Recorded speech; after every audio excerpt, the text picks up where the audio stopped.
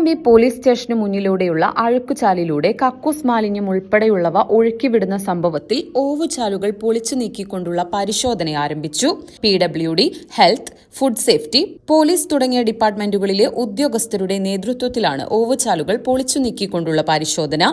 പട്ടാമ്പിയിലെ road നവീകരണ പ്രവർത്തികളുടെ ഭാഗമായി അഴുക്കുചാൽ അടഞ്ഞതോടെയാണ് ഇതിലൂടെ കക്കൂസ് മാലിന്യം ഉൾപ്പെടെയുള്ളവ ഒഴുക്കിവിടുന്നുണ്ടെന്ന് കണ്ടെത്തിയത്. അഴുക്കുചാൽ അടഞ്ഞ് വെള്ളം കെട്ടിക്കിടന്നതോടെ പോലീസ് സ്റ്റേഷൻ വളപ്പിലെ കിണറിലെ വെള്ളം ഉപയോഗിക്കാൻ കഴിയാത്ത രീതിയിൽ മലിനമായി മാറുകയായിരുന്നു. അഴുക്കുചാലിൽ കെട്ടിക്കിടന്ന മലിനജലം ഉറവയായി കിണറിലേക്ക് എത്തിയതാണ് കാരണം. അസാധാരണമായ നിറമാറ്റവും മണവും അനുഭവപ്പെട്ടതിനെ തുടർന്ന് നടത്തിയ പരിശോധനയിൽ കിണർ വെള്ളത്തിൽ അനിയന്ത്രിതമായി കോളിഫോം ബാക്ടീരിയ ഉണ്ടെന്ന് കണ്ടെത്തി. പ്രദേശത്തെ ഹോട്ടലുകൾ ഉൾപ്പെടെയുള്ള സ്ഥാപനങ്ങളുടെ കിണറുകളിലെ വെള്ളവും ഇത്തരത്തിൽ മലിനമായിട്ടുണ്ടാകാം എന്ന വിലയിരുത്തലിൽ പ്രദേശവാസികളും ആശങ്കയിലായിരുന്നു.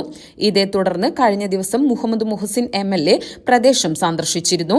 നഗരസഭ ആരോഗ്യ വിഭാഗം, റോഡ് നവീകരണ ചുമതലയുള്ള KRFB ഉദ്യോഗസ്ഥരും അടങ്ങുന്ന സംഘത്തിന്റെ നേതൃത്വത്തിൽ സമീപത്തെ കിണറുകളും ഓവുചാലുകളും വിശദമായി പരിശോധിച്ചു.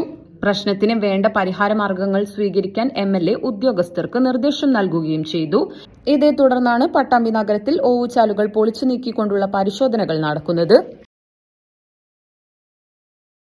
21 ലക്ഷത്തോളം സന്തുഷ്ടരായ ഉപഭോക്താക്കളും 2 ലക്ഷത്തോളം തിമിര ശസ്ത്രക്രിയകളും പൂർത്തിയാക്കിയ മലബാറിലെ ഏക കണ്ണാശുപത്രി അൽ സലാമ ഹൈ ഹോസ്പിറ്റൽ റോഡ്, പെരിന്തൽമണ്ണ.